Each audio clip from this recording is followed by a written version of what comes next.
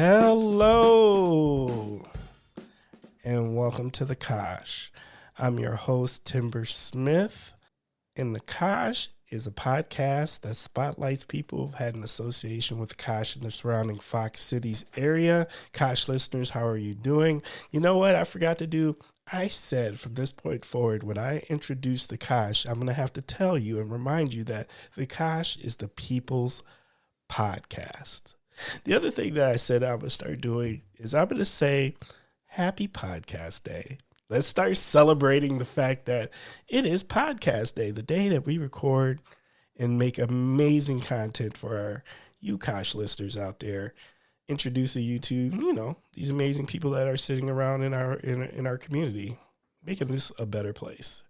Also, this episode of The Kosh is sponsored by Sunken Paddle Ciderworks, making the best of it. A big shout out always to our friends over there at Sunken Paddle, to Spencer and Doug, making those yummy ciders, particularly the one that we are the most biased of, and that is the Kosh. If you haven't had a chance to try that yet, please do. Okay, Kosh listeners, as you can tell, I would give you the weather report, and this is what I'm going to tell you. The weather is better than what I sound like. I have, and this is the bad part, like I'm not sick anymore. I've been going through something for 2 weeks, and I want to just call it the crud. I just feel like I have crud. Yeah, and no, I'm not torturing my guests and making them giving them crud or anything like that. But nonetheless, I just feel like I sound like that person who is suffering through it. I am not suffering, but I do feel like I sound like I'm suffering. So I'm going to try not to make y'all suffer too much. And, get our guest here to share lots in this particular episode. So this will work out well. More importantly, and it's that time of the show. I think you know what I'm going to say, Kosh listeners. I don't know why I continue to get these amazing guests, and this week is no different. So, without further ado, this week's guest is Kathy Fredrickson. Hey, Kathy. Hey. How are you doing? Good. How are you? All right. Did I get that last name right? I want to make sure. Oh, gosh. 11 digits. I went from having 5 digits in my maiden name. I was Allen, and now I've had 11 for 22 years. It's Fredrickson. And a lot of people like to put the extra E. They like to make us a Fredrickson. Right. Or maybe they make a Fredrickson without the C, but it is son of Frederick, Swedish last name, but I'm married to an Estonian. Okay. I know. So we'll get more into that if you want to. Oh, so, no. My husband's father was adopted by the Fredricksons. So we have a Swedish last name, but our kids are part Estonian, which is pretty cool. That is cool. When you said you had a 5-letter last name, I thought you were going to be a Smith. And then I was like, of course we're related. Of course we're related. We're connected through your wonderful daughter, which we'll talk about. Oh, yeah. No doubt. I'm excited. I'm not even going to kid. I'm really excited about this conversation. I'm always really excited to talk to people who are working at UWO or are Titans just because of my strong connection to it. Since I got an opportunity to do both, I like to say I'm a Titan 3 times. If there's such a thing, I am that. So when I get a chance to connect with those other people who are either making Titans or are Titans, it feels a little special. And I have 2. So I am a Titan alum and making Titans. After the semester, 1,400 students. Whoa. Yeah. Just the fact that you're keeping count? Bruh. Seriously? I keep count because they all mean something to me. Oh, yeah. Well, I know that's facts. I know that's facts from my daughter. Because when I told my daughter, and Kosh listener, if you haven't already figured out, Kathy was one of my daughter's professors at UW Oshkosh. When I told her you were going to be my guest, she was like, she got that smile, that yeah, that's real cool, Dad. And I'm hard pressed to get it's a real cool dad thing nowadays. We'll take it, right? We take the few that we get blessed with. All right, Kathy, you ready to jump in? I'm ready. Okay, can you please share a little something about yourself and your connection to the Kosh and the surrounding Fox Cities region? As you mentioned, I'm a teaching professor. I got the bug to teach at UW Oshkosh. After I got my MBA, I got a nice little card from the dean at the College of Business at the time, Al Hartman, a man that's made a huge difference in my life. Sent me a card, said congratulations on earning your MBA. We'd love to have you remain connected to the university. So I started on the Alumni Association, and then before I knew it, I was in the classroom teaching at night. Bruh. Mm-hmm. And then that's where the 1,400 students come from. I was teaching one course an academic year until 2017 when the marketing department met me for coffee and asked if I would become a part-time faculty member, build our digital marketing program. And I naively said, sure, I'll go part-time. Wow. Lots of work those first semesters. Wait, 1,400 students don't sound like part-time to me. No, I know. So it's a labor of love. So I'm a teacher, but I'm also, I direct our digital marketing clinic, and we'll get into a little bit about that and how that came about. So I'm a teacher, I'm a clinic director, I'm a mom, I'm a consultant. And I love UW Oshkosh. I'm a proud Titan, so many connecting points to the university for many years. All right. So did and we were having this discussion before we started the episode. You couldn't talk your kiddos and coming and being Titans, huh? It was too close to mom, but you could talk yours into it. It was great. Oh, no, I didn't. Look, I like to think that I didn't talk her into it. She wanted it. It was, you know, being a person who used to work in admissions, I'll be the first to say, like, UWO is usually the second choice, but it turns out to be the best choice. Mm-hmm. You know, there's always this dream other thing, but after it might not be the right time, place, distance, the amount of money that it costs to go to said dream school, out of state. There's so many reasons. And then it's like, you know, though, I went there and I thought I had a good vibe when I went there. And then they come and then they're blown away. And they're like, oh, wow, this is way better than I expected. And my connection, the thing we do better than a lot of other places is that connection between our professors and those students. Right. And I can say we graduate Harvard-level students.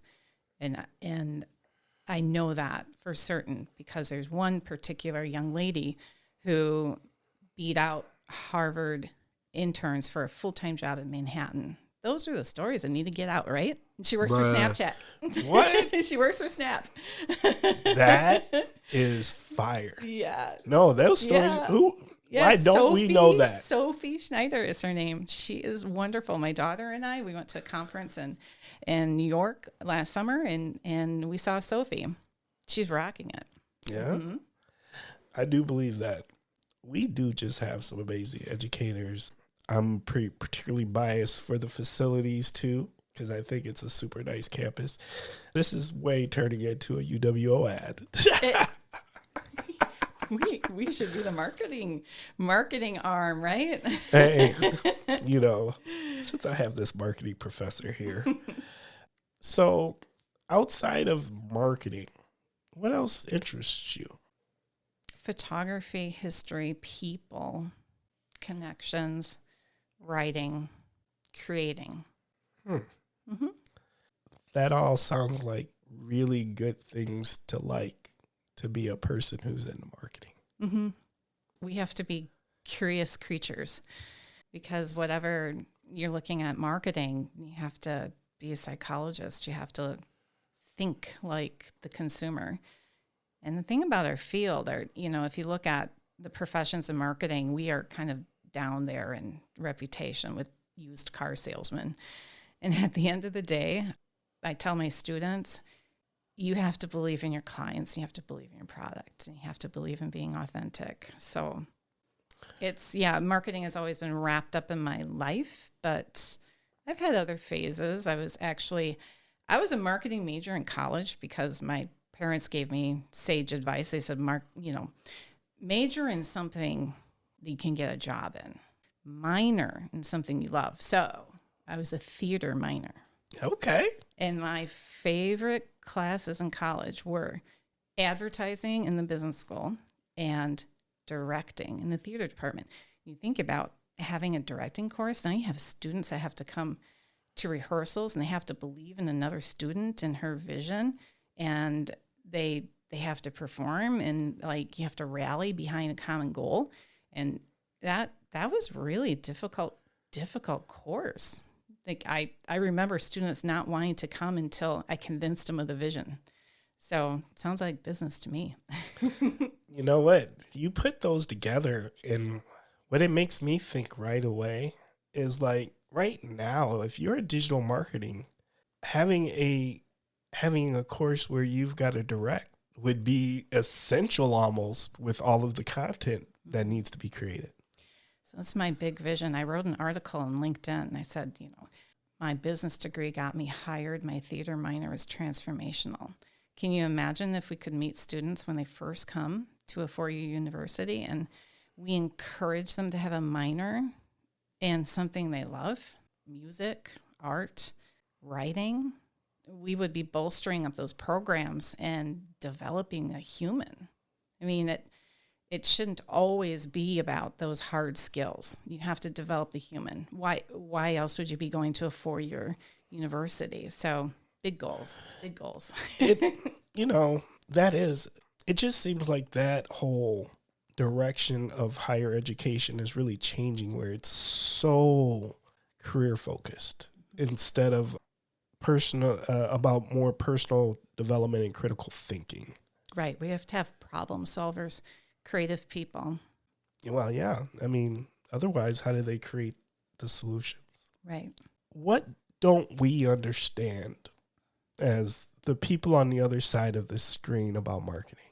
Or marketing it's ever changing. It's difficult. It's beautiful.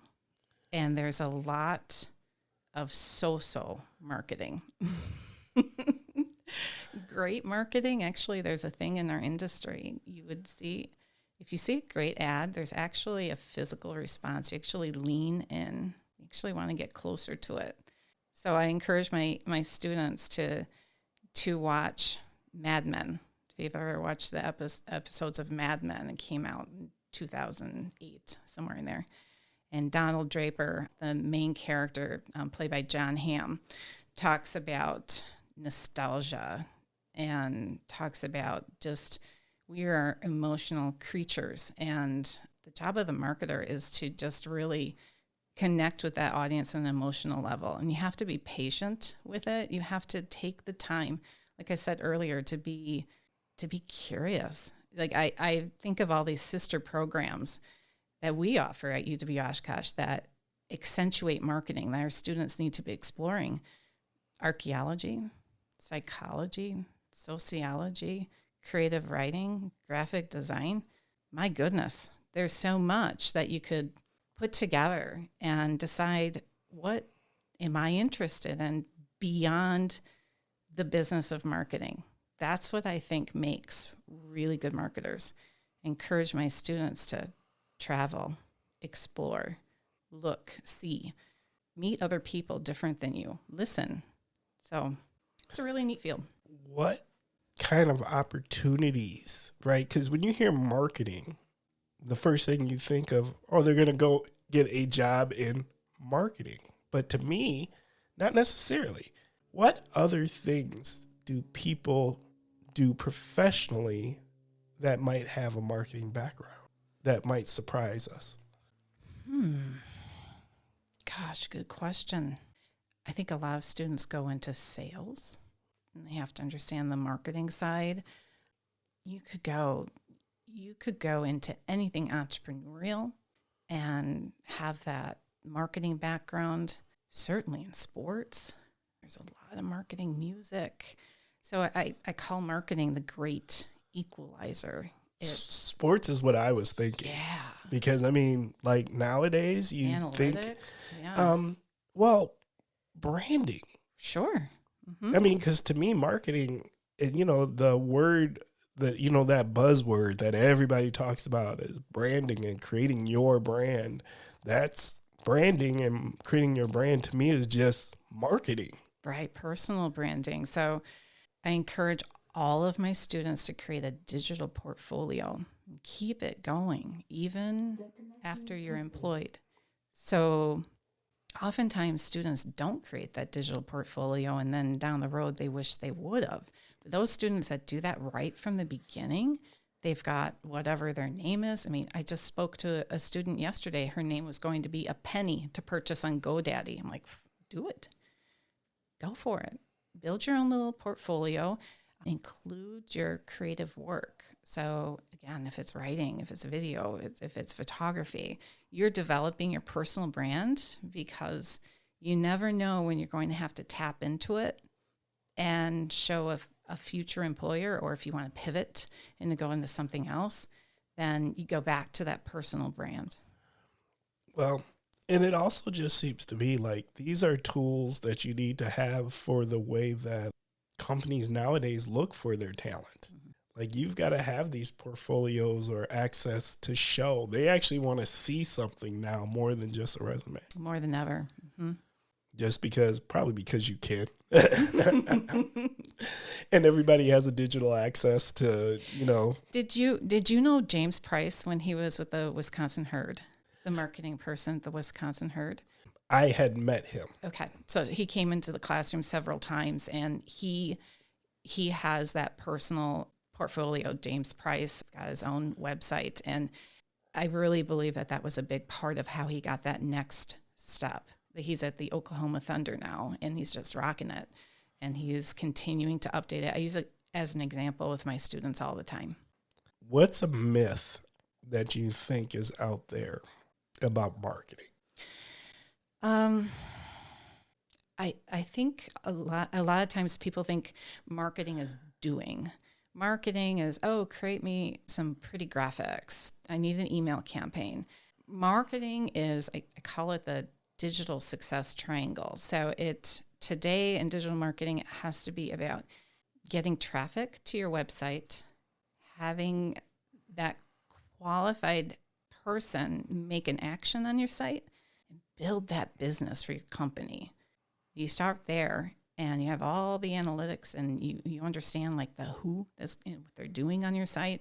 Then you use social media for amplification, or you use email marketing. So I think a lot of people start with the doing in marketing and not the business side of it. And so I often tell my students the best friend that you're going to have at a company is your accounting person or your CFO. You've got to prove to that individual or that team that it's worthwhile as building business, because one of the first things that will get cut when things are tight is marketing. So I think that's kind of the myth, is that people think it's all we do is just create. Yeah, that's the end part, and that's fun. But I think it's very strategic. What's one of your favorite marketing campaigns that you have seen? Was there any that ever... That just, you were like, oh my God. You're going to laugh because the brand name is funny. So there is so having teenagers, now college students, I mean, you get kind of a window of the cool brands. And there's a brand called Chubbies. So they have the swimwear, and now they're into clothing. They are just so honest in their branding, and they do a really good job in email marketing. So I really like the Chubbies brand. I think it's really good. So I've seen some good things from them. Gosh, I look at so much marketing around me that I'm trying to think of some other really good ones. You know what's one of my favorite ones that I can't get out of my head recently? Okay.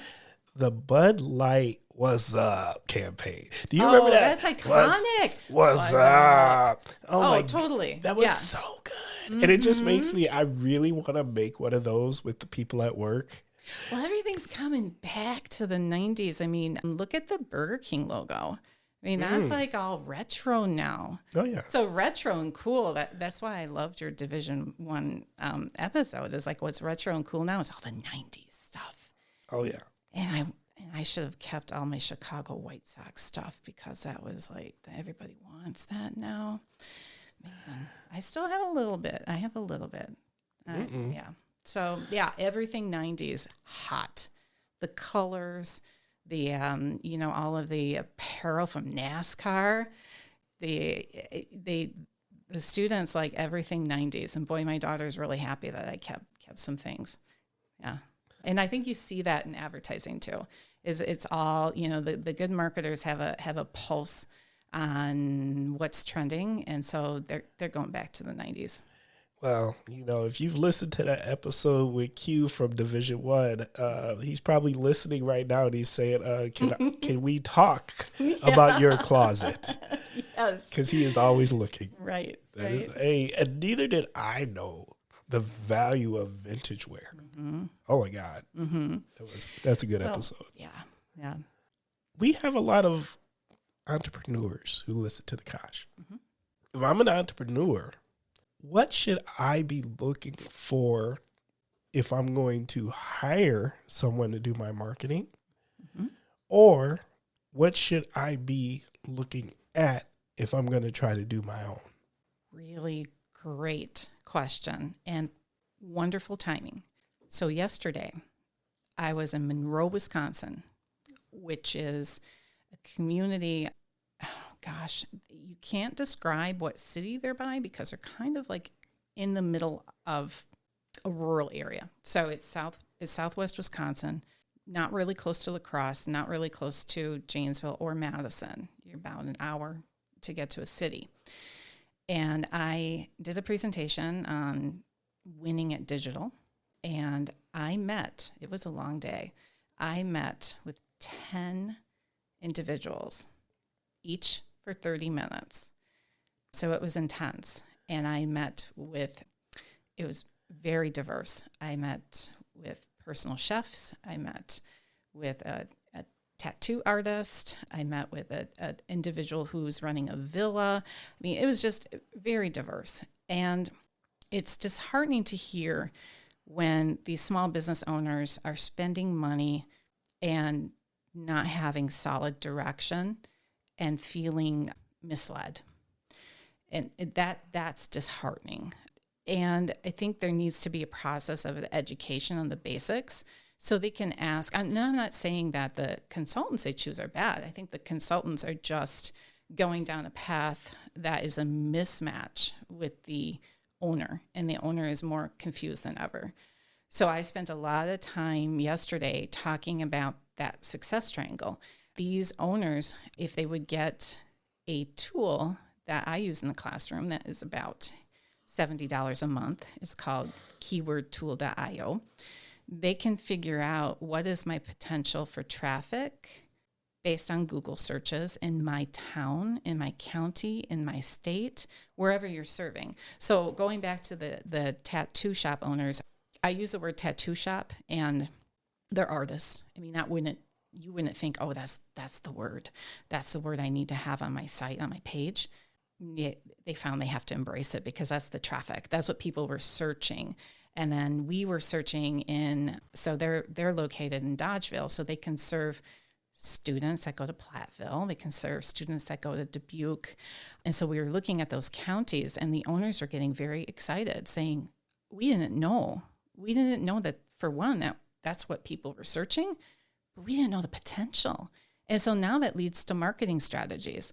Like, how can we encourage that one college student that comes in to refer their friends? Now that's the doing. We started from the market potential, and now we're starting to talk about the fun stuff, like how you attract them and what you should do for tactics. So it was cool. I think entrepreneurs need to really think about the business, think about digital, think about traffic. And then once you get the qualified people, making sure that they have a reason to take an action. So that's the mission that we have at the clinic, is that we want these entrepreneurs to have solid footing. I have great relationships with with agencies, because these agencies realize that when they're ready to spend money, you have a confident, educated person who can ask the right questions and really form a partnership. So, okay, you've said the word the clinic multiple times. Right. What's the clinic? Okay. So the digital marketing clinic, should I talk about how it came to be? I'm going to tell you what I want you to talk about. Whatever just made you smile as big as you did, because the minute I said it, you lit up, and I was like, I want to hear about that. Okay. Whatever went through your head. Okay. So I created a digital marketing clinic. We are a statewide university, and I'm so incredibly proud of the 29 students who have had this experience since 2021. So we have served over 400 small businesses in 52 counties. Now we have 72 counties in Wisconsin. So Timber, my goal, 72. Let's go for everything. We have those students have put in 6,600 consulting hours and they've supported 4,400 jobs. So it's cool stuff. It's experiential learning. They are paid, trained student consultants. Our home base is Oshkosh, but I can hire a student at any universities of Wisconsin campus. So I have one that's going to La Crosse. Our next step is working with Milwaukee and Parkside. It's amazing. So that is the digital marketing clinic. And it came to be because of COVID. So we as instructors had 1 week to pivot to go completely online in March of 2020. And I wasn't concerned about my students. I knew we'd be fine. I was concerned about the small business owners that would have to go completely digital. I was concerned about them. So what I decided to do was I created a little graphic on Canva and I put it up on LinkedIn. And I said, LinkedIn community, I have 32 students and I'd like them to help small businesses. If you are a small business in need of help, connect with me.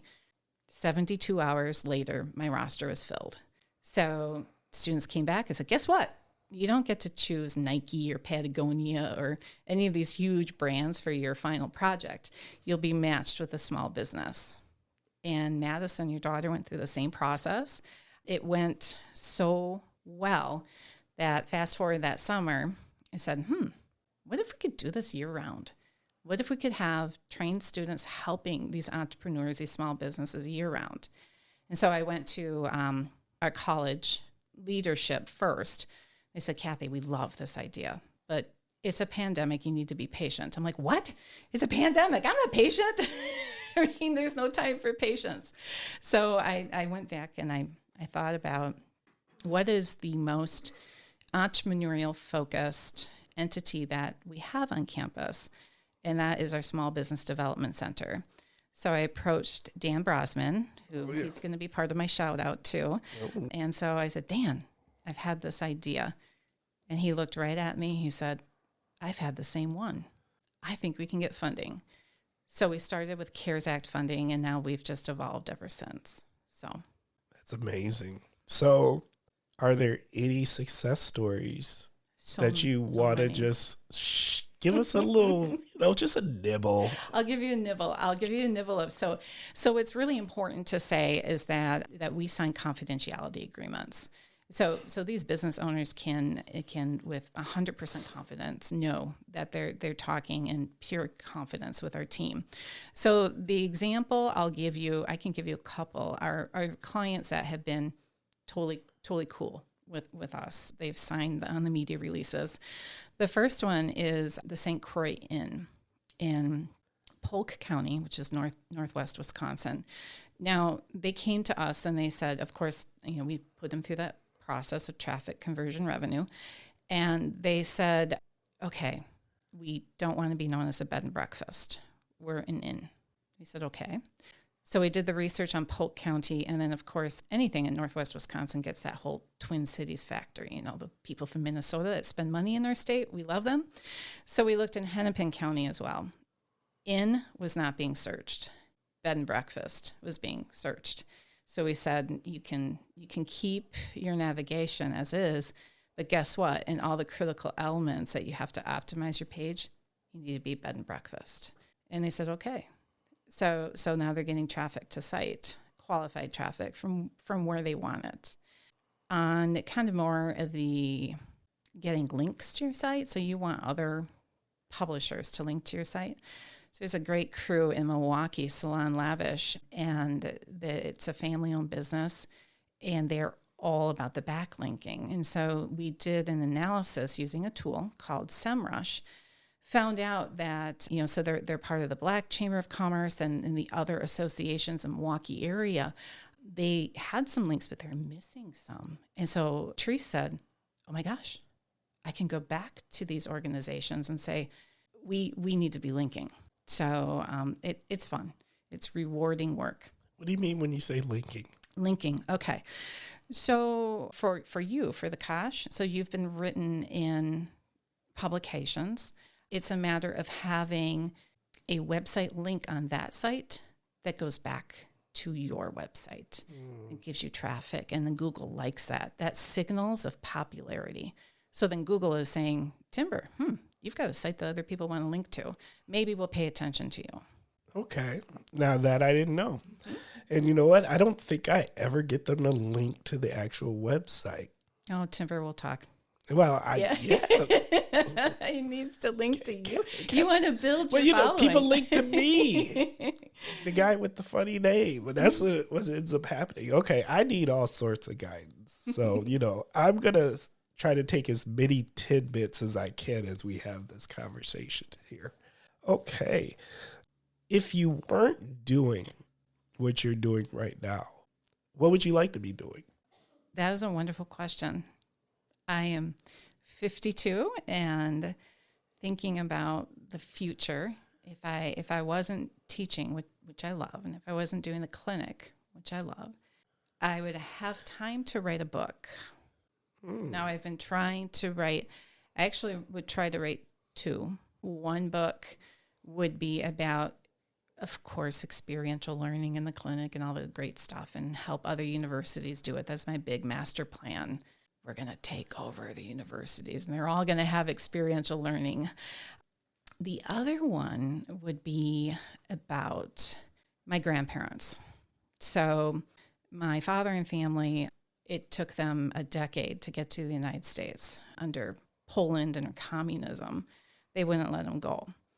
And before that, my grandfather was in Belarus, and he was in a camp. My grandmother was a nurse, and her town was taken over by the Russians, and it's now the capital of Lithuania. So their journey was extraordinary. And when I was 12 years old, I used to take my little tape recorder and record them. And so I have these amazing recordings and all these thoughts about writing a book. And I think I will. And so the other part too, so my grandmother would get letters from relatives still back in Poland. And amazingly, under communism, for some reason, they put out beautiful stamps and colorful, beautiful stamps. And so she would let me go through them when I was a kid. And then she would say, oh, my name in Polish is Kasia. So she would always say, Kasia, you like those stamps? I'm like, yeah, I love them. They're beautiful. She's like, you can have them. So I still have them. And Timber, if you would take like a sealant, like Mod Podge, and then you could put epoxy over them, I could make pendants. And so I was thinking with this little jewelry that I would make is it would be this beautiful little piece of my grandmother that would be sprinkled in the community. So I'd be in a little retreat. You know, Barack Obama said that always he had this little, so he's a wonderful writer, and he had this little, I think Michelle called it his little cave. And that's where he'd go like to just write. And so I'm envisioning this like little off space. That's my creative space where I get to hang out and write and make my jewelry. I'm feeling that. I have a space like that. It's called the Kosh Studio. It is lovely. I love it. Okay. Well, are you ready to jump into the first segment? I am. Okay. First segment is what in the world is going on with. That's where you start with the phrase, what in the world, and then you tell us what is on your mind. This is a topic that is it the topical conversation or is what? No, this is literally, I like to think of it as the opportunity to have a little gripe. Oh, it's my topic and then it's your topic. Yes. Ooh. And it doesn't have to be a gripe. It could be anything. Would you like me to start it off? Because I think mine is going to build off of yours. Okay. Okay. Well, have you go. All right. My what in the world is going on with is what in the world is going on with these political ads? Bruh. Okay. So look here, Kosh listeners. I'm going to break this down real simply. I ain't new to this. I ain't young. I done been around for a long time. We've been getting just beat up with political ads for years and years and years every time it's one of those election years, right? But here's my problem with them now. I feel like the ads have gotten so divisive and so nasty, which they have been for a while, so that's not new, right? But my problem now is the way they strategically put them into things that I want to enjoy. So, to give you the example that's going on right now that particularly irks me more than anything. I'm sitting, it's Sunday. What does Sunday mean in the fall? It means football, right? So I like to sit down. Now, I'm not a huge sports fan, but it is part of my ritual. I like to start watching football through the first quarter, take a nap during the second and third, and wake up for the end of the game. This is ritual in the Smith household. It is understood, usually accompanied by a beautiful charcuterie board made by the wife. Big shout out to the wife, right? But lately, when I sit down to watch my football, there's these super nasty ads that are about things that are just like, can we leave them people alone? Mm-hmm. Divisive. Whether you agree with it or not, I just don't want it in my relaxation enjoyment time. It's hurting. Like, it makes me not want to watch the sport or to enjoy that downtime anymore. Right. And I just think like I know that TV is made for ads, not ads are made for TV, right? I understand how that really works. But at some point, I feel like things like the NFL or the NBA or MLB or whoever, particularly these sports, have to make a consideration and say, we're not going to let any political ads on while these games are on, and take that hit because other places will fill in those ad dollars. Well, it drives up the cost for the small business owner too. So in my days of media buying, in my agency days during political season, you couldn't get good spots for your clients, and your clients are being pushed out. And so the media rep is in a really tough position where the political ads come in, and that media rep has no inventory to give to our community members. And so that's very frustrating. I don't know what the percentage is for political ads, but it feels like it's over half. And is that it could be even higher. I mean, is that right for the community people that are trying to get their message out? That the marketer in me, that just, yeah. Aside from the fact that if you look at the again, what we talked about, understanding your target audience, and they're relying on data that says, because we're emotional creatures, that if you drive divisiveness, that you're going to solicit action. And I think what happens with the people who are just exhausted of it is you solicit inaction, and that's not what we want. So yeah, it's just a tough time. Tough time. You said earlier about like the fact that there's a good marketing solicits emotion, mm-hmm. right? And then I'm also thinking of from the standpoint that so does good television. Mm-hmm. Your favorite show, your favorite this. if you put all this work into creating quality content for TV, why would you allow poisonous marketing Right. to come and spoil Right. the investment that you've put into your quality content? Make that make sense. Right. And your topic just really ties into what came to mind for me for the topic I wanted to include is where is the civility, the opportunity for dialogue, the opportunity to listen to somebody that may have a different viewpoint than you. Because at the end of the day, I think we all have the same goals. We want to live in a safe, vibrant community, but all of these ads, I think, feed all this, tension and anger in people. So, and is it really, we're making judgments on people that we've never met. Once you start getting into the national level, I mean, you really don't know these people, even the state level. So, well, and I don't know. To me, when we're dealing particularly with attack ads, they seem so personally focused, and they're never, to me, about the actual policies. Right.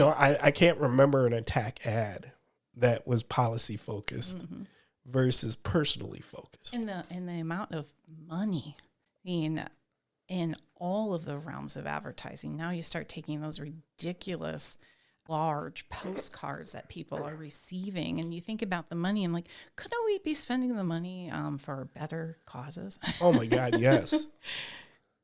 There's so many things that all of this political money could be going towards to help societally. Right. So many amazing nonprofits out here doing amazing work. In our state, and again, the marketer in me, the fastest growing population I heard in a presentation is over 84 years old. We have an aging population that needs services and care. Not postcards. Not postcards, right? Okay. So that is, and Kosh listeners, I hope you hear what I'm saying. I understand it, but I just think the math doesn't math for it. It takes away from the logic of it all to me. Okay. Kathy, what in the world is going on with? What in the world is going on? Did we cover that? What's with people talking? Civility. Civility. Let's dive in a little deeper on your civility. Okay. Because, it's a good question. What do you think's happened? Well, we have little pieces of people trying to make a difference. So I think UW-Oshkosh had a civility project or civility. It still exists. We got an episode on it. Oh, you do? Okay, good. Yes, we need more of that. And I think the young generation is aching for it. I think they just want that. And so I think, studies have shown that the generation, so we're Generation X, and we're the smallest generation. So we're sandwiched between boomers and millennials. And the studies have shown that Generation X has a lot of similarities to Generation Z. And so that's cool. But, it's generationally, people have different mindsets and values. And again, we all kind of want the same things, but we have different viewpoints on how to get there. I just don't think that there's enough civil, good conversations of people cross generations of different viewpoints. We need more of that. I don't know. I just think somebody somewhere in the political mixture formula, right, of getting elected, someone came up with it's easier to get elected or to concentrate power by dividing than to actually by getting people to come together. Right. And division is not good. Being a granddaughter of immigrants and a daughter of an immigrant from a society that place so many rules on you. We don't need that. We have freedom here, and that freedom is so valuable. I mean, I can't imagine being, in their shoes. That it would take 10 years, even with a sponsor, and you have an entity that has power over you saying, you're a doctor, you're a nurse, you're too valuable to society, you won't leave. Incredible. We can move to Arizona if we want to. We can change careers if we want to. We have to get back to what we're really good at as a country. And I thought we were really good at talking.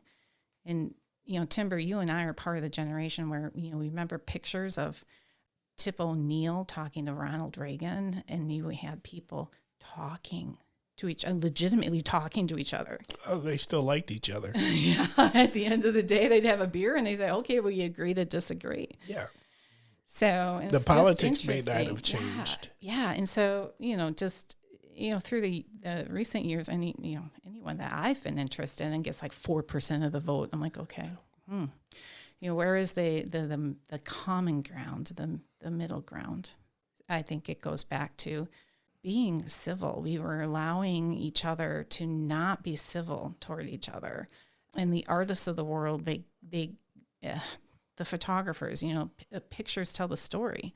I think that actually there is an ad campaign that talks about being civil, and they're showing pictures of people being not civil to each other. And that is just, we should look at those pictures as a country and say, no, that's not us. There are other countries who want us to continue to be that way. Oh, yeah. That's what it comes down to. There are other countries that say, that's fine. My uncle lives in France, and he and his wife are dual citizens, and he thinks we're coming apart. I mean, based on what they see in the news, it's like, oh my gosh, so we don't want that. We don't want that for our country. We don't want that for our communities. Facts. Okay. You ready for the next segment? Sure. Okay. But you know what I think we're going to do? This is where we just do stuff on the Kosh, is we are going to take a quick cider break. All right. So, Kosh listeners, as you know, we are sponsored by Sunken Paddle. And what we've decided to do in these episodes is we are going to crack open one of the Kashas and share it with our guests and get some real-time feedback on how they feel about this amazing habanero and blackberry cider. So, Kathy, you want to go ahead, and I'm going to pass this glass over to you, and let's pour some. Oh, yeah, Kosh listeners, and yeah, we are legit doing this in real time. That is how we're going to do this. And you haven't had one of these, correct? I have not. Oh, this is awesome. Okay. I love habanero. So. Okay. See, and I'm going to tell you what I always found particularly awesome about this particular cider is give it a smell. Okay. That's legit. That is legit. All right, and let's give a taste.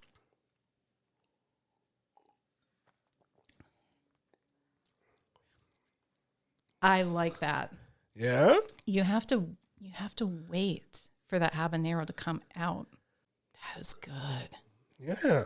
Nicely done. Did you work with the owners for your own combo? Absolutely. Good combo. We got to go in, me and my wife, we got to sit down and actually taste it, to the final, what the final product was. You need a charcuterie board with this. Is that about right? That's pretty good. Oh, yeah. So I just want to make sure, thank you over there at Sunken Paddle. And if you are listening to this podcast and it's a Saturday, or if it's near Saturday, just remember that our friends over there, they open up from noon to 5 and they do a free tasting. So if you've never gone to that free tasting, it is amazing. They usually have about 13 to 14 different ciders on tap.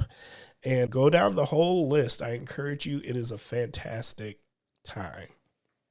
Hey, thanks for being part of that. Okay. The next segment is called 21 questions.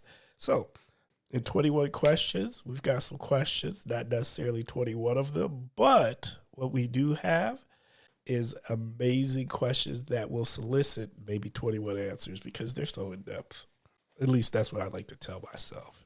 So you ready to jump in? I am. Awesome. All right. Kathy, what are you grateful for? I'm grateful for my family, and I'm grateful at this time in life that my immediate family were healthy. I'm grateful that we have the energy to support our relatives who are not as healthy. And I'm especially grateful for the years you can enjoy where you're strong physically and mentally. I'm a big advocate of mental health and mental health awareness. I myself went through a bout of anxiety when I had life changes 2 years ago. You know, oldest goes to college, grandmother passes away, mom has to go into senior living. So to have mental health and to have that strength, you celebrate that every day. So family, health, physical, and mental. What motivates you? Making a difference for the young generation. I always tell my students when I come into the classroom, wait a minute, you're always the same age for the most part, and I'm getting older. So as you see those years go on and you see that you can have students like your daughter say, you taught me something, I enjoyed the experience, and it gave me confidence, and I'm now doing well, that's motivation. What grounds you? Photography. Ooh. Mm-hmm. I'm a sports mom with a camera.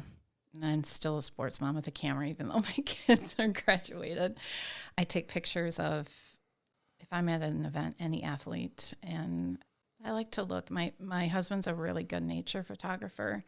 So I like to see the world and capture it. That grounds me. Fresh air, that grounds me. Taking a walk with my husband, going for a bike ride, that grounds me. What does success look like to you? Fueling your soul. The money doesn't matter. If the money did matter, I would not have gone into education. I know. Bruh. Oh my God, yes. Remember, I'm a teaching professor. It just fueling your soul to see a student say, I'm glad I have met you. To get this is a good time for the card.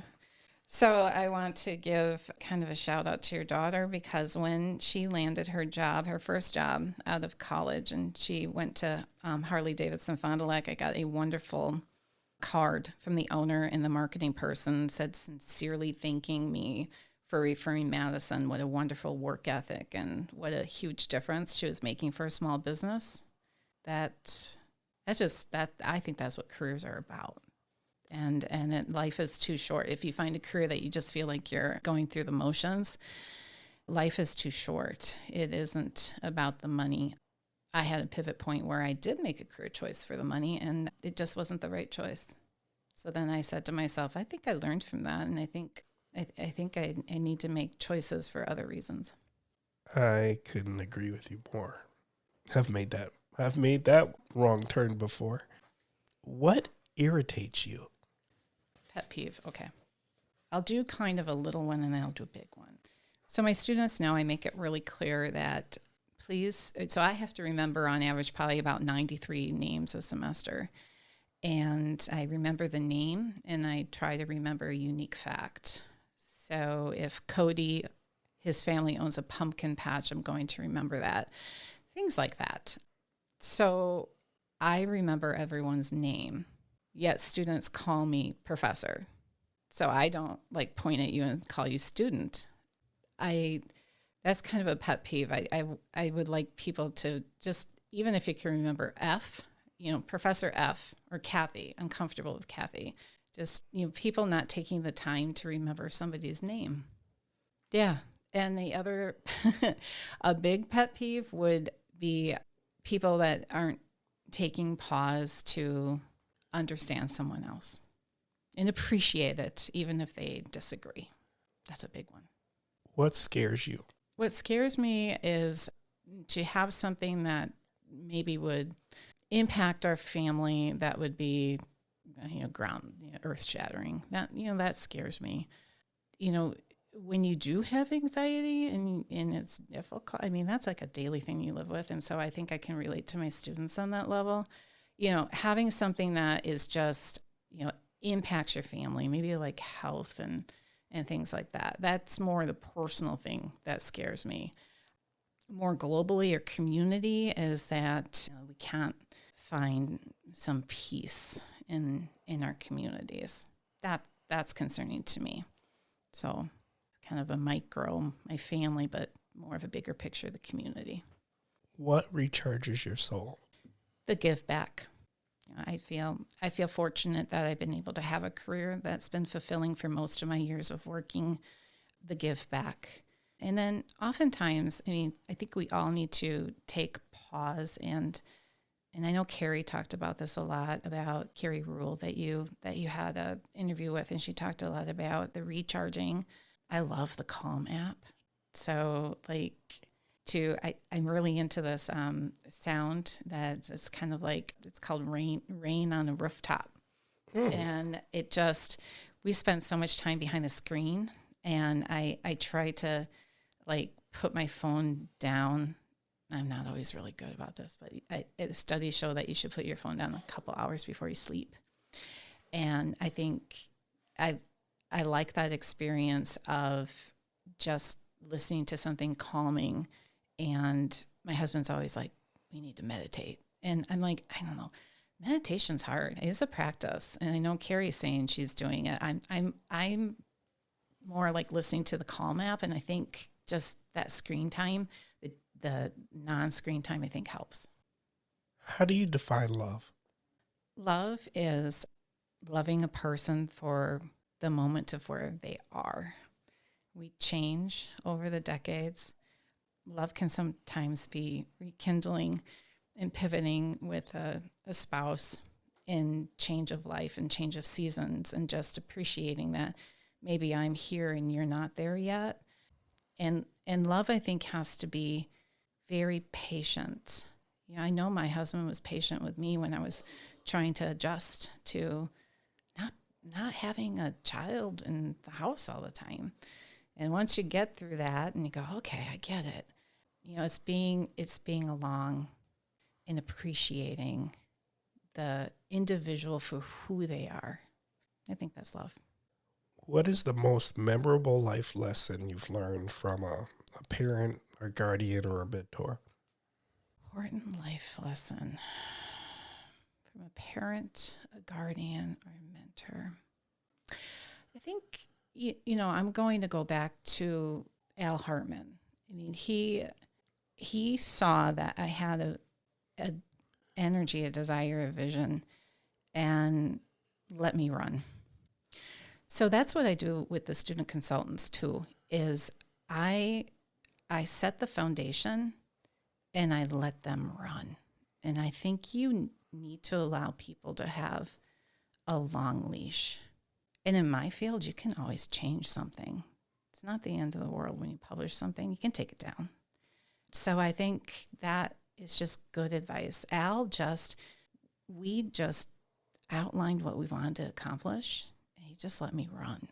So that was something I took from his leadership style, and that's how I implement it when I teach and at the clinic too. Last question.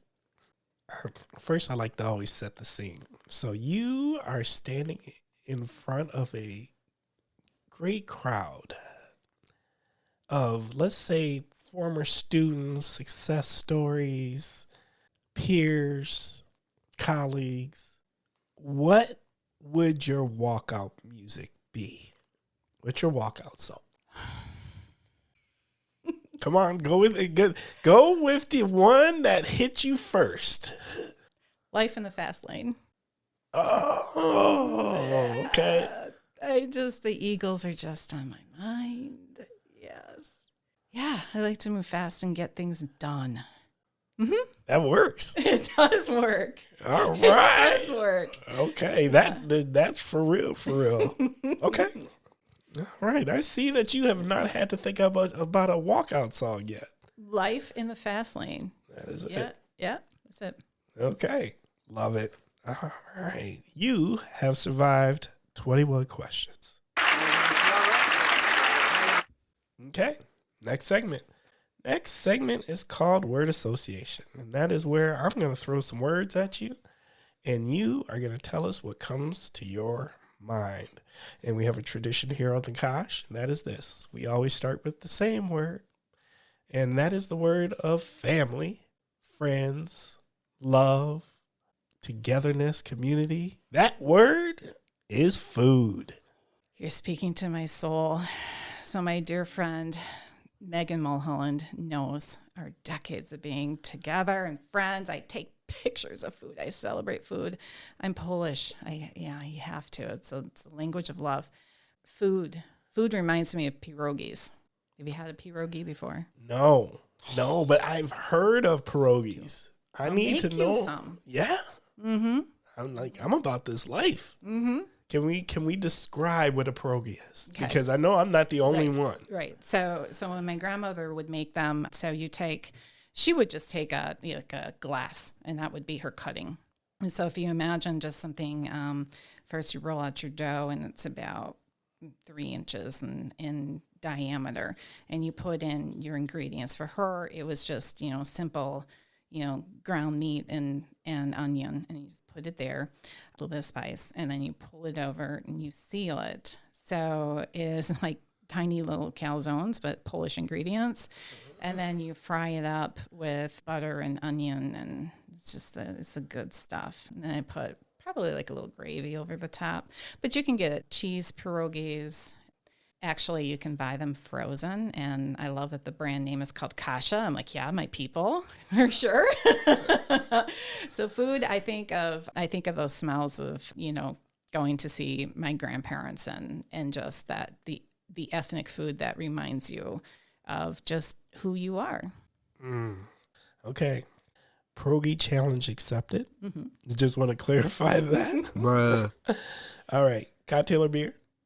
Lots of fun. So I like a bourbon slush. My husband likes bourbon, either old fashioned or neat.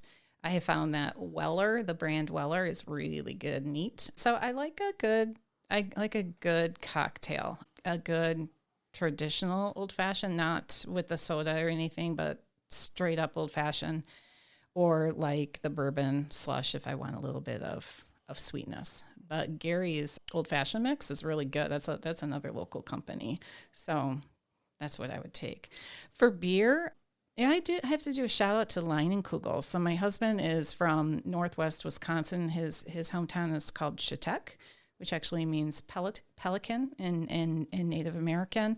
And it is near Chippewa Falls. So it's about 45 minutes from Chippewa Falls. So you have to have a good Leinenkugels. Okay. And I'm going to say that is a place in Wisconsin I have not heard of. Chetek? Yeah. Oh, you need to go. Yeah? Yeah, it's beautiful. First of all, how many people are there? 1,500. Okay. I'm not going. No. Timber does not do the sticks. You don't do the sticks, or you get all the fresh air. Oh. No. I do the sticks inside of cities. So okay, the sticks in the cities. Yeah, that's good too. Yeah, I'm just saying, send me to a good park. He made the city girl really. I'm a city girl through and through, and I appreciate his upbringing. Shop local. Shalates. Ooh, what's shalates? Oh, you need to go. It's not that far away. So Shelley of Shalates. So Shalates is on Doty Island, and Doty Island is a little community in between Neenah and Menasha. And she has a coffee shop, but also she makes really good breakfast foods and lunch. It's, homemade, like egg strata, biscuits with gravy. I mean, whatever she decides is on the menu for a particular day. And she's very particular about her coffee. She has it sourced, I think, from a place in Kansas City. It is a hidden gem. We talk about hidden gems too, but it is, at Shop Local. Go up and support Shelly. Look, you had me at Shalates. Shalates, I know. It was so cool. It was like her little place is where At one point in my career, we had a little ad agency in that building. So like where they're serving up lattes, I'm like, hey, that was where my desk was. So it's like kind of a nostalgic thing too. Okay. We're going to have to make sure we put that one in the podcast notes. Concert. The Eagles. 2 weeks ago, Las Vegas. What? Bruh. Sphere. Oh, yeah. You went to the Sphere. Went to the Sphere. Yes. How was that? Amazing. So, okay. So there's a story about this. So I'm actually, I love the Eagles. So does my husband. But originally we were supposed to see U2. And U2 was at the Sphere earlier this year. Well, my husband sadly broke his ankle running.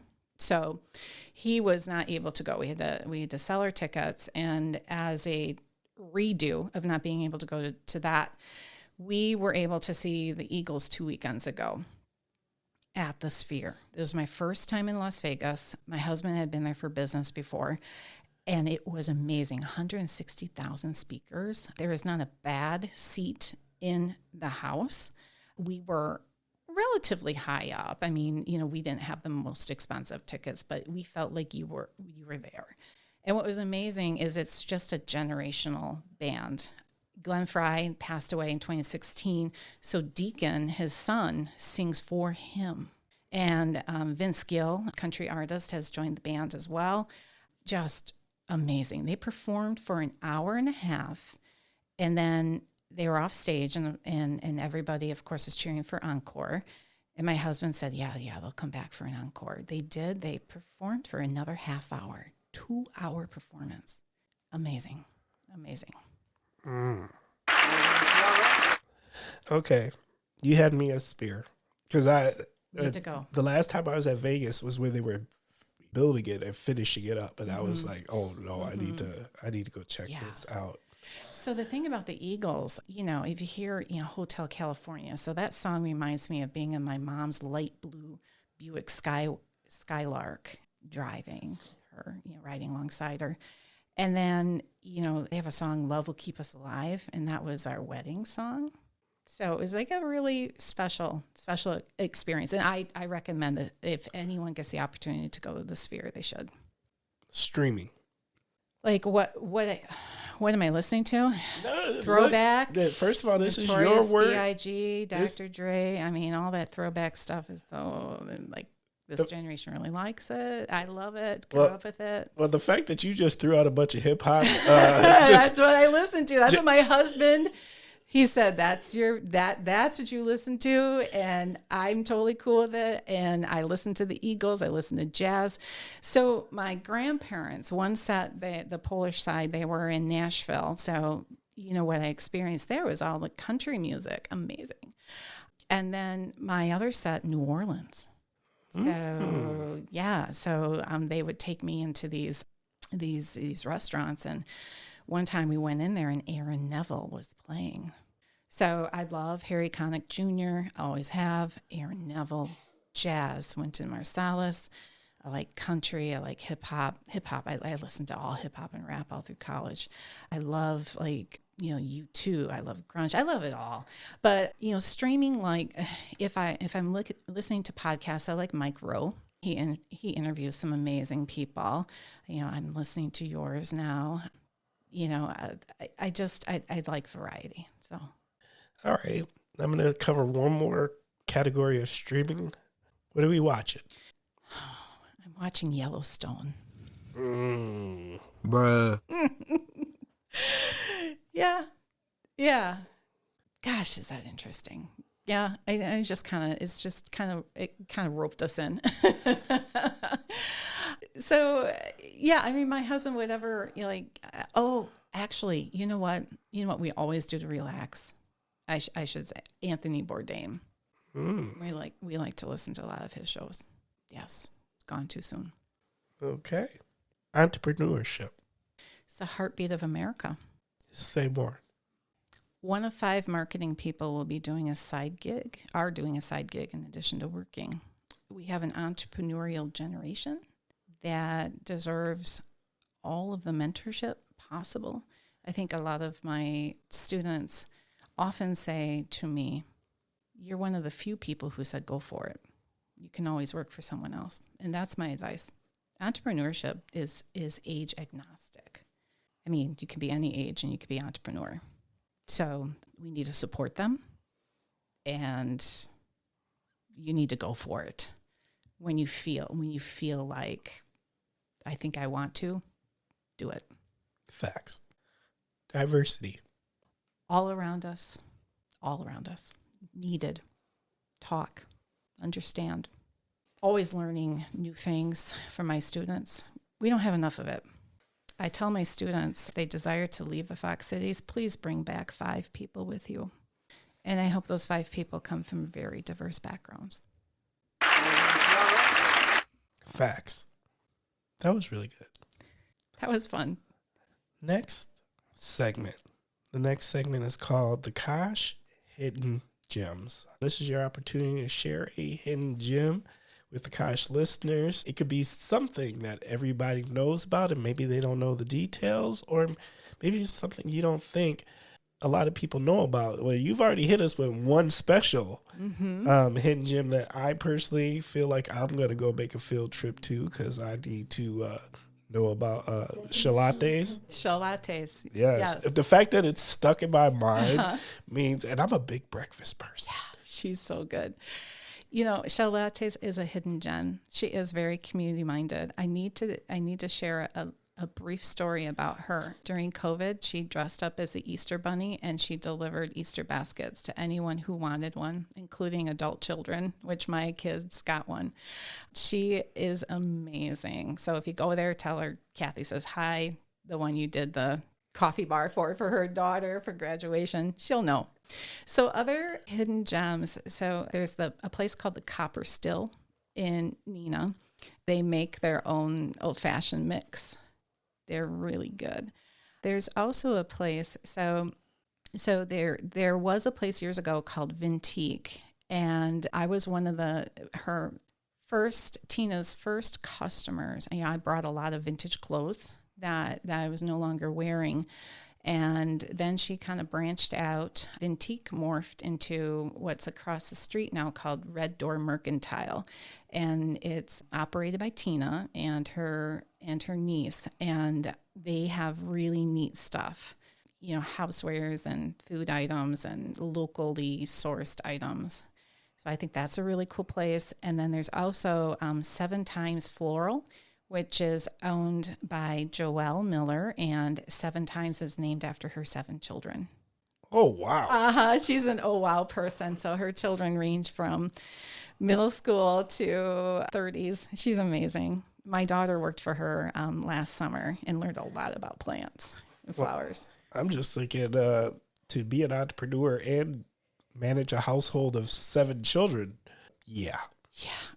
Aren't entrepreneurs amazing people? Facts. Mm-hmm. That is facts. Okay. Awesome. I like that you came with a list of hidden gems. Okay. Well, now is time for our brittle break.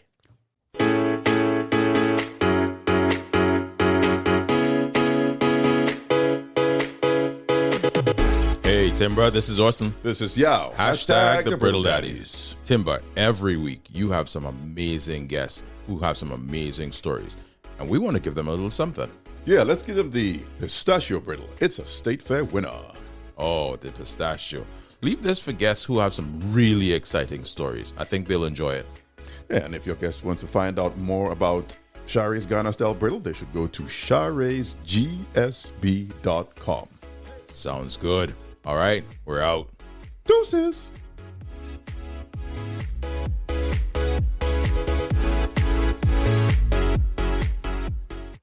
All right. Well, Kosh listeners, if you know, what we do during Brittle Break is we actually give our guest a bag of the brittle, and it is the pistachio brittle this week. Thank you very much for our friends over there at Shara's Ghana Brittle.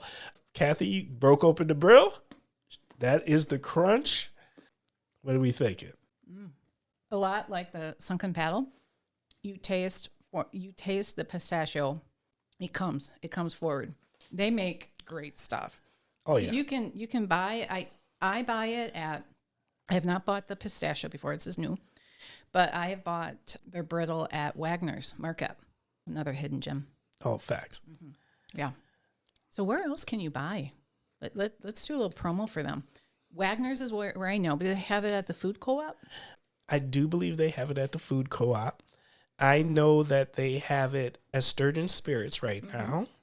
If it was, we're rolling out of farmers market season, but if we were in farmers market season, it would be at the farmers markets because that's where we see the brittle daddies at. And I know that they have them in some places in Appleton. Okay. But I think we should ask the brittle daddies, where else are they selling at? We need to know. We do need to know. My students did TikTok videos for them. Oh, for real? Oh, that is fantastic. Yes, we have a lot of love for Yao and Orson, big time. And I love that commercial. It makes me happy. We recorded that right here. Did you? Wow. Yep, right here in the spot. Awesome. Okay. Well, now it's time for my favorite part of the Kosh, and that is story time. And story time is an opportunity for our guest to tell us a story. Now, the beautiful part about this week, is our guest is a marketing expert. If marketing doesn't scream stories, because I think marketing is telling stories. Storytelling. That's right. Somehow I think we're going to get at least 2 good stories from our guest. Am I wrong to think this, Kathy? You're not wrong. And my husband, when he does listen to the segment, he will say, okay, is it Kathy's get to the point story, which never happens, or is it Kathy's roundabout, many different angles and detours in the story that you'll get? And so you're going to get probably Kathy's winding road of a story. Oh, I like those. like a straightforward story. I mean, I need the nooks, the crannies, and the details. And the crannies. That's right, the little details. So I'm going to tell you a story of Kathy when she was 13. So when I was 13, I loved vintage. My grandmother would go to garage sales and estate sales and collect clothing for the family in Poland. And she would send them. And she would let me, kind of organize the boxes and things like that. But if there were like little things that I really liked, she's like, okay, Kasha, you can have that. So I would collect vintage items from her and then think, well, great, I can put a cool outfit together. So one time I went to school, and this is, straight up 8th grade, which can be not so fun sometimes for people when they're in middle school. So I came to school in a long skirt and in a cool top, t-shirt top. I think it said Madison. And then I had accessorizing with my grandmother's things. So I had a big leather belt, and then I had on a beret. So I felt like, this is my style today. And so then I'm walking down the hall, and 2 of the most popular girls in our grade actually were waving for me to come to them. Thought, this is my day. Wow. Okay. So I walked over to them, and they looked at me and they said, what is that? How do you think you look good today?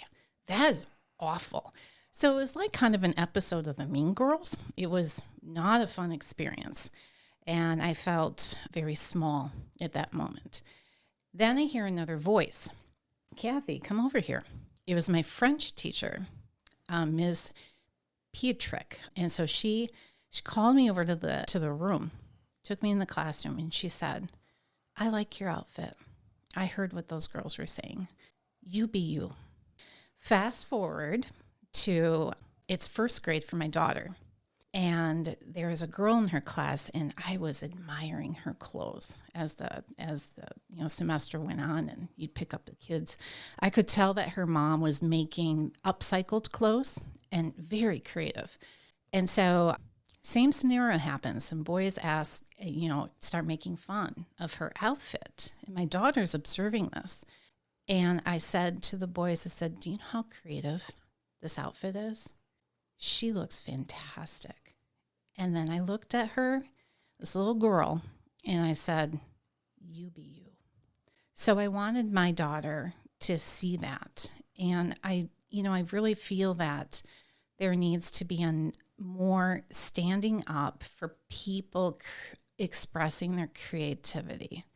After that happened to me at 13, I could have said, hey, I'm just going to continue on. And actually, I spent high school trying to conform. And it wasn't until college and then afterwards, where I still was playing around with vintage, that I started to come out again and say, hey, this is my creativity. This is my expression. And I still wear vintage pieces.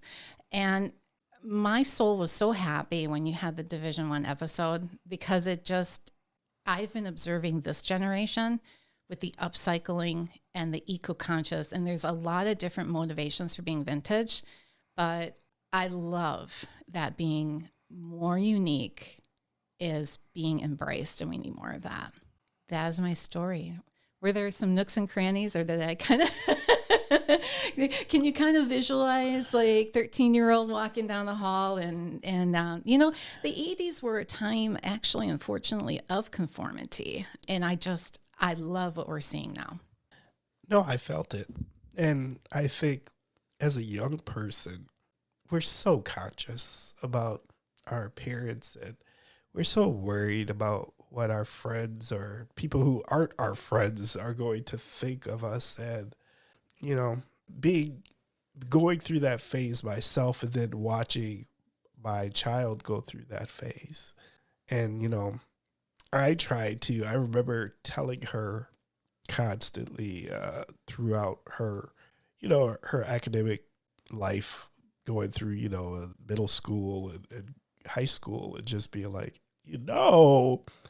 those people you're worried about, you're probably not even going to know them, and just, I used to tell her that all the time, because I just think about how, like, when you're young, you put so much value in what these people think, and then you're not even going to know them. Mm-hmm. Can't remember their names, and if they were people that you still know, they probably weren't the people that were saying that about you. Correct. So, okay. Well, Kathy, my marketing friend, I'm going to give you one more chance, because you said you were in it. Look, I'm ready for the next story, because I know you have one more in you. Well, I already told the story about the formation of the clinic. Do you want to hear the story about when I almost left teaching? Oh, ooh. No, that there. That there is That's the one. Mm-hmm, mm-hmm. Okay. So it was 2016, and I was the advisor for the National Student Advertising Competition, which is we had it through our advertising multimedia PR department. I would love for that program to come back, but because of budget issues, course issues, we don't have it anymore. But I taught it in 2016, and I was coming back to this course after having 2 teams reach nationals. So I was stoked. I'm like, this is it. I'm coming back after an 8-year hiatus, not teaching this course. I'm so excited. I don't know what was in the water. I had a very interesting team that year. And I'm like, boy, we've got some team building to do. We've got to get some things going. So I could tell that there were just some team dynamics that we were really going to have to get through. And I knew, even to the point of when we were ready for competition, that we'd have some heavy lifting to do. So the competition, we compete against teams in our district, our universities in Minnesota, the Dakotas. We throw in a few provinces in Canada, which is cool, Wisconsin. And so we were in St. Cloud, Minnesota at St. Cloud State. This is heavy duty competition. I mean, our client was Snapple. So everybody had the same national client, same problem. And when you get your practice session at the hotel, you get 20 minutes in the conference room for your team to practice audio, practice your presentation. And there's other universities that are waiting for their turn in the lobby. So this was our time. And I had a situation where a student took a call instead of being ready for presenting. So when I'm looking at the scenario, I'm going, oh my goodness, what's going on here? I, at that point, just said, whoa, this is not good. So I thought, of course, with the dynamic of like, here, you got to get going. You got 20 minutes to present. The student actually raised her finger and kind of shushed me. I'm like, this is not good. So all the other students are like waiting for Kathy, who's usually pretty even keel, to just lose it.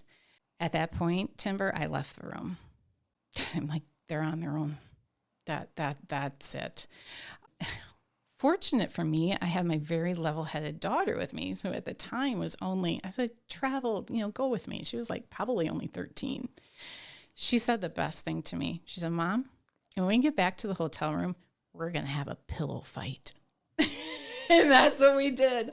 That is what we did. I let all the energy out with her and felt much better. Just let it go. But I thought at that point, I'm like, you know what? If I have a team dynamic where they're just going to put everything else first besides what we're trying to accomplish, what is the end goal here? Now, I'm really glad that next year is when the marketing department approached me, but it almost chased me out of education. Sometimes you have those years where you just wonder as an educator, like, what is going on? But then you have those years that are great. So I got to ask, how did it turn out? We did not do that well that year. But, you rebuild. Facts. You learn. And actually, I developed some lifelong friendships with students from that experience. There were a couple students that were just amazing in that class. And that is story time. Thank you. Kosh listeners, I think you know what time it is.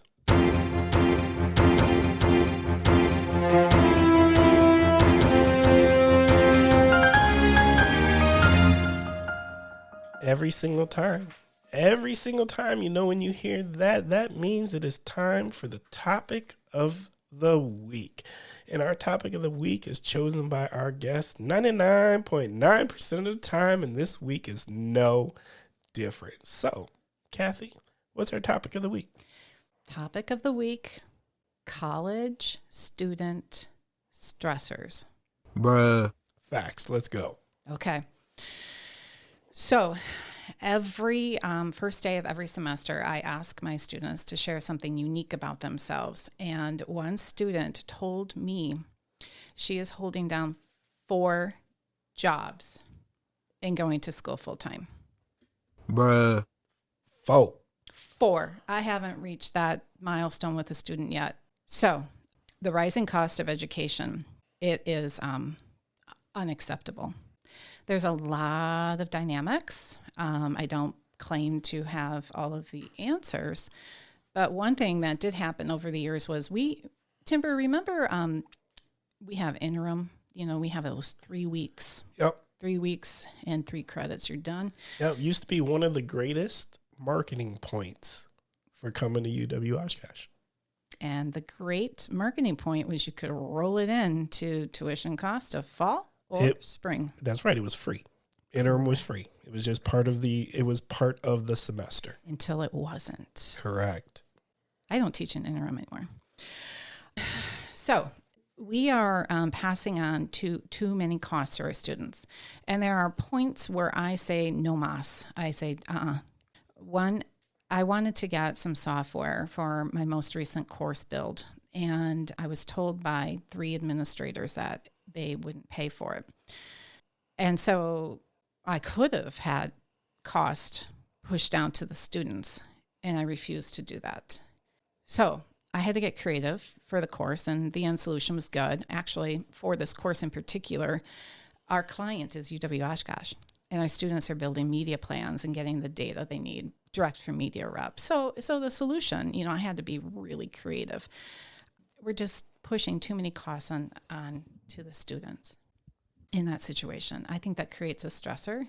It creates an environment where that student has to work multiple jobs. Well, and they get worn down. They physically they get worn down. well, not only that, what is I believe has happened is you've decreased those that are looking towards the 4-year institution as their higher ed solution. They're just looking at other opportunities, and I just remember before I had left, there was some pretty surprising, what I would call borderline alarming numbers about the numbers of high school seniors who weren't looking at the 4-year institution as that next step, where I believe the number used to be in the 80s. Mm-hmm. And I believe that number might have dropped 20% or more. Mm-hmm. So the cost of something that you're working toward, the debt that the student has to consume and the choices they have to make, it takes away from their energy levels that they could be putting into the courses. And I see this daily. So this is something that I see daily.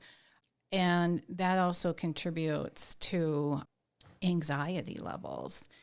And I don't think we need to say we need to say that we need to support these students, because there are a lot of factors that lead to the anxiety levels. And I see this in my students, and I see that, there are times where I stop the classroom discussion and I'll say, "How are you?" Another thing that contributes to the stressors is not every professor teaches in an environment that solicits dialogue and discussion and problem solving. So now you're taking a student who has multiple jobs and you're putting them into a lecture environment. And I'm not talking like just one lecture for an hour and a half. You will have, and you've probably heard this from Madison, you'll have 3 courses in a day, back to back, where now you've got 1 hour and a half. Now it's 3 hours. Now it's 4.5 hours. And if you have professors that choose to lecture the entire time, you've had to sit in a seat listening that entire time. My promise to students is that I don't lecture more than 30 minutes and that we always have an applied activity. So we've got cost, that's a stressor. We've got anxiety that needs to be addressed. We've got students who don't have the time because they're working so much to do some of these valuable wellness activities. Then they turn, to other choices. I mean, they're out like irregular hours. And then if they are out with friends, now they're not sleeping at consistent patterns. So it's just kind of a whirlwind. I mean, if you observe with the college students, there's a lot of stressors. Facts. Let me ask, so what don't we understand about these students today, right? Because I get to have conversations with people, and there's definitely, after COVID, there was this huge shift, it feels like, or at least people, to me, talk about students pre-COVID and after COVID. And for those who aren't in education, who might have what I would call an old school mindset, what don't they get about today's student? Today's student going through COVID, let's look at first what happened in that learning environment that could be said as a more of a positive. So if you couldn't figure something out, you looked it up. And that's what this generation is about. This is the DIY generation. If they can't figure something out, they will look it up. I think that's wonderful. They're problem solvers. So if you take a generation that they're wired to be problem solvers and you put them in a classroom environment where you're pushing information on them, they're not solving problems. And so then that is stressful for them because it's different than the way they learn. So, and then eventually they just tune out. So we need a generation of creative problem solvers. So then we need to say, you can look up all of this information. You can find this information in the ebook that I'm assigning to you. What we need to do is you need to break out in teams and now discuss a challenge and a solution. And what's interesting about experiential learning, which is what I'm all about, I did some research recently. It's been found to reduce stress. There's a professor at University of Iowa. That's what she's researched. And I'm not only talking about digital marketing. I'm talking about all subjects. If you are solving problems, you feel a sense of self-worth. You feel like you've accomplished something. Stress goes down. So I'm hoping that my classroom environment is a time of sharing and learning and hopefully a little bit of stress reduction, because I know that they have other courses where it is in that model that is just not conducive to their learning. What guidance do you have for parents who are going to have college students? This generation oftentimes knows what they want to study. So you need to ask, when will my child actually study what they want to study? And at our university, you have to wait 2 years. So you need to look at who's teaching, and there should be more interaction, more open sessions at, preview days of actually being able to converse with those who will be teaching your students. Now my daughter goes to the University of Minnesota, and what attracted us to the Carlson School of Management, and I'm repping it because we had parent weekend last weekend. So they are a direct admit reverse program at their College of Business.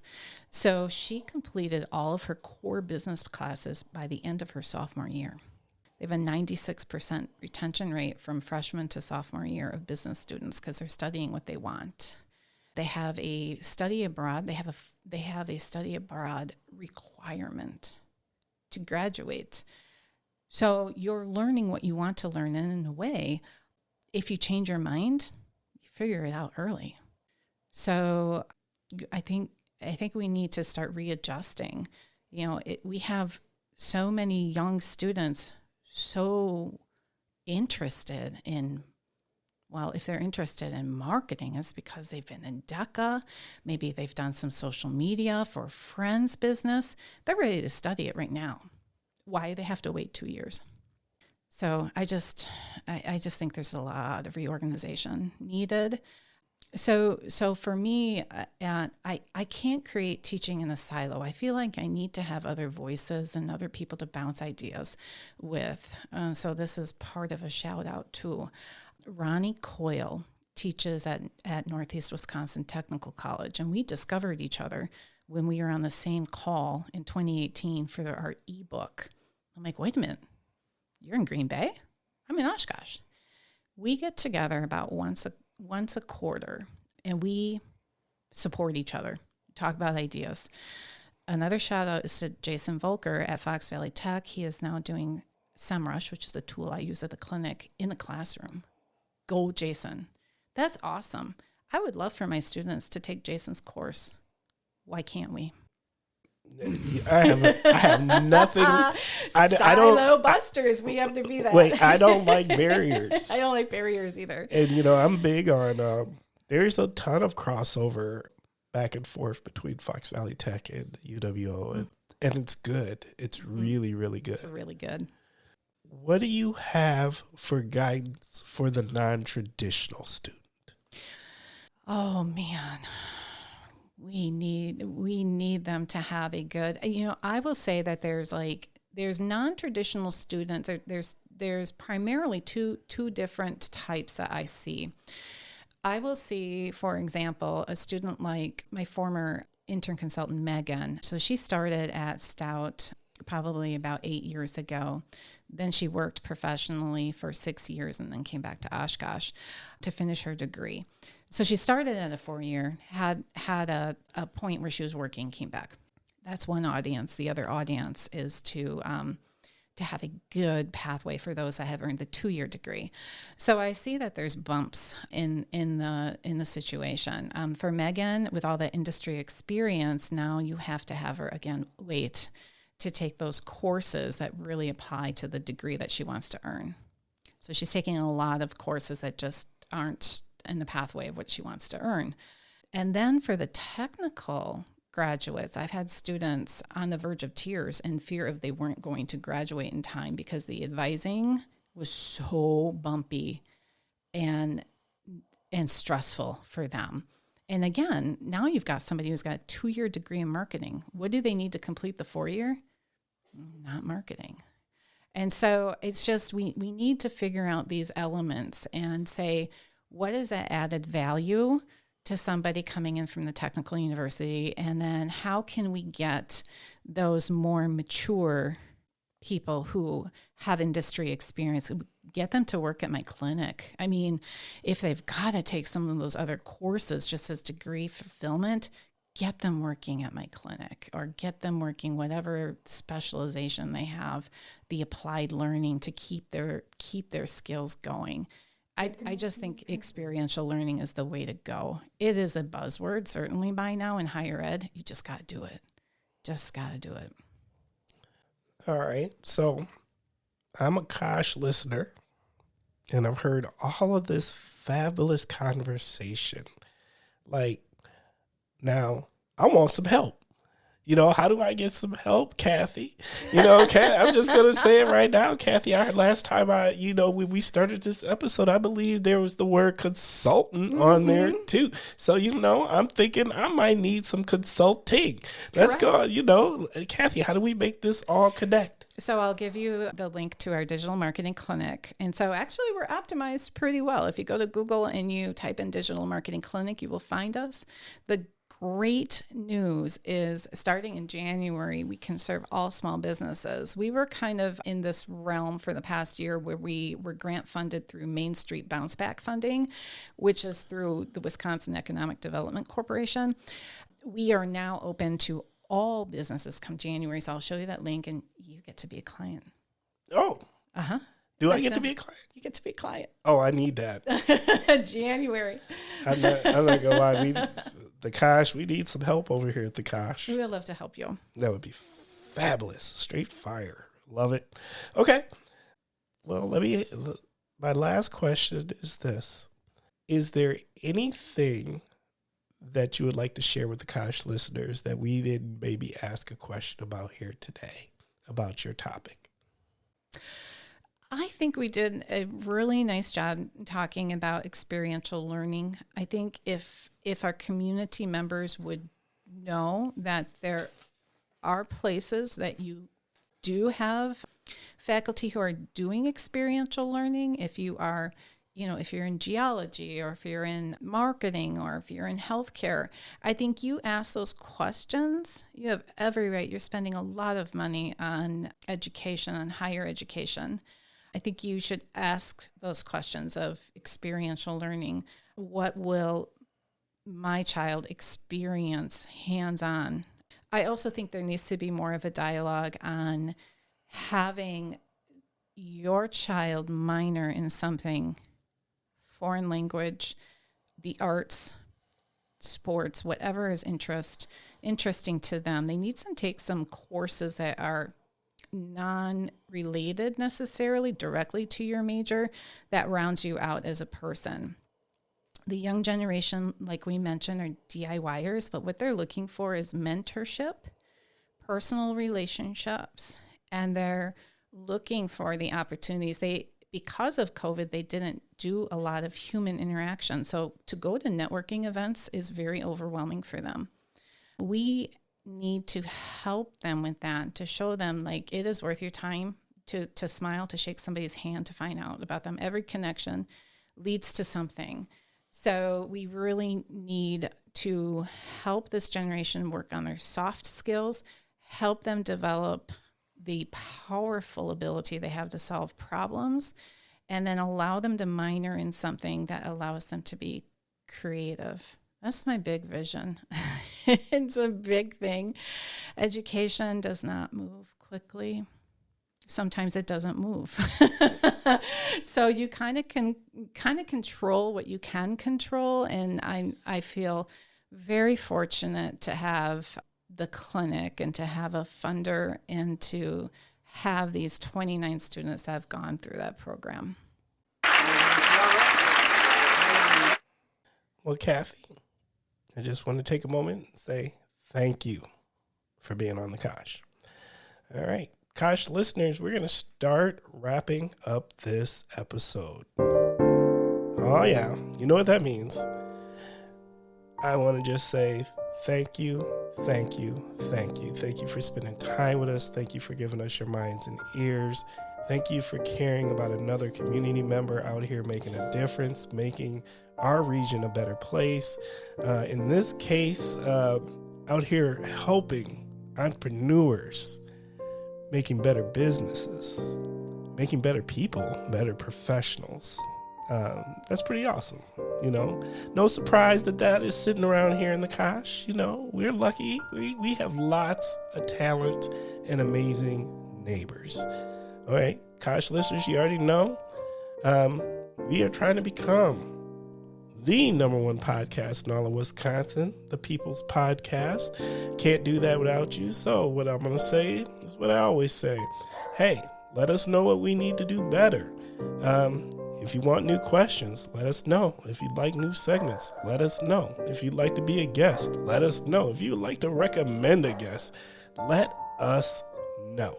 You can reach out to us at askthekosh@gmail.com. Once again, that is askthekosh@gmail.com. Also, we think we have something very, very special here going on at the Kosh, and we need to get in front of more eyes and ears. I get such amazing feedback when people actually have an opportunity to learn about the podcast and listen to some episodes. So the way we get in front of more eyes and ears is called analytics. I need your help with the analytics. So while you're listening to this episode, take a moment and hit that subscribe button. Also, give us a quick 5-star ranking. That would be fabulous. No need for 4s. We only do 5s at the Kosh. And also, if you've got a few more moments, just go ahead and fill out that review. You ain't got to say a whole lot. Just tell us we are amazing. Facts. And that'll be just fine. Okay. Now, on to that part of the show that, we all look forward to. And that is shout out time. So, Kathy, you got some shout outs for us? I do. Shout out to my husband first. He is an amazing leader. He is smart man, kind, patient, great listener. So big shout out to him for always supporting my teaching endeavors. Oh, Kathy, you're back to teaching. Okay, I'll support you. Another shout out to my kids. The greatest gift you can give a child is responsibility, and I'm very proud of them. They're responsible people. They go to class. They like to learn. They're both doing well in school, so shout out to them. Shout out to my father-in-law who just turned 81. He is a bladder cancer survivor going through immunotherapy. He is a Vietnam veteran.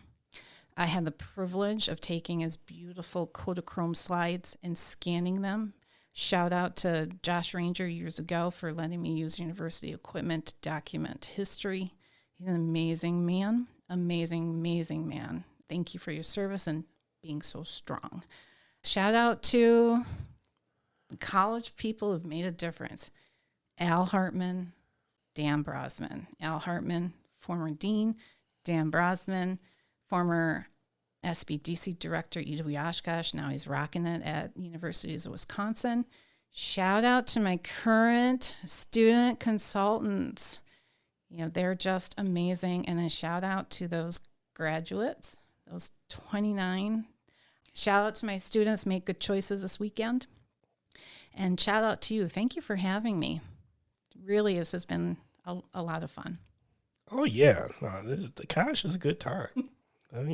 Facts. Okay. So for my shout outs, I'd like to give a shout out to the library director, Colleen, and Bolt Construction Company. I got a chance to do a walkthrough of the new library in Appleton that's getting built. It's not done. It should hopefully be done before the spring of 2025, but I got to do that walkthrough, and oh my God, it's amazing. Like, seriously, it's thoughtful. It's so community focused and minded. Yeah, that's all I'm going to say. I don't want to give away any surprises. I'm just going to say, keep your eyes open. And even if you're not from Appleton, you might want to go visit this one. All right. Want to give a shout out to Amanda at Kids Forward. Had a great meeting with her this week. Want to give a shout out to Renee Schwanson over there at UWO because she gave me a nice little invite to go to the football game. You know, that's what I'm going to say. Hey, Renee, thank you for thinking of me and the wife. Want to give a shout out to my man Chuck, who is the public health director in Appleton. My man got married. Hey, Chuck, congrats, my man.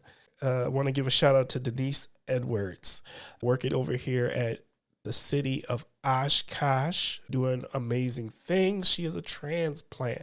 Whenever I get a chance to meet people who are new to the region, I do my best to roll out our version of the Kosh carpet because we want to keep that talent and we want to keep good people and we want to keep amazing neighbors.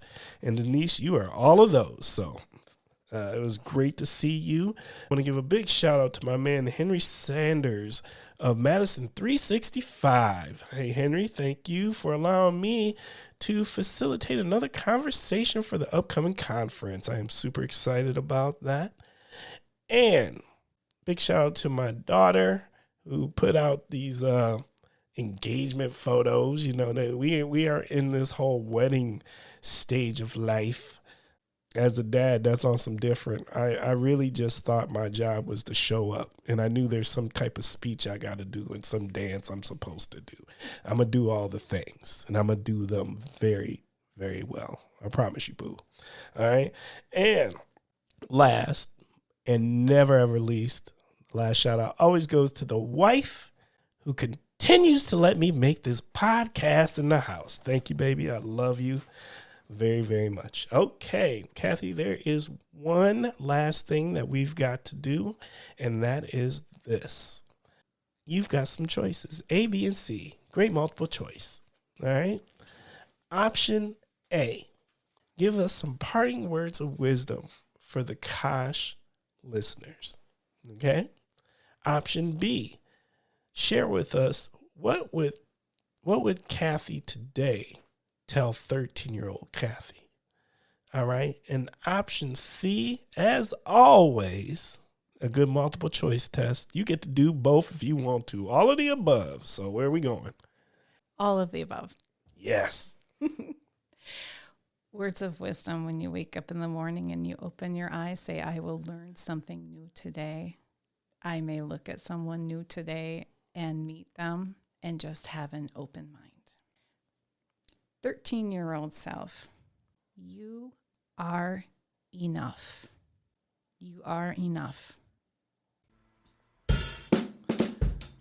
That was fire. All right, Kathy, what you think? So much fun. So much fun. The Kosh.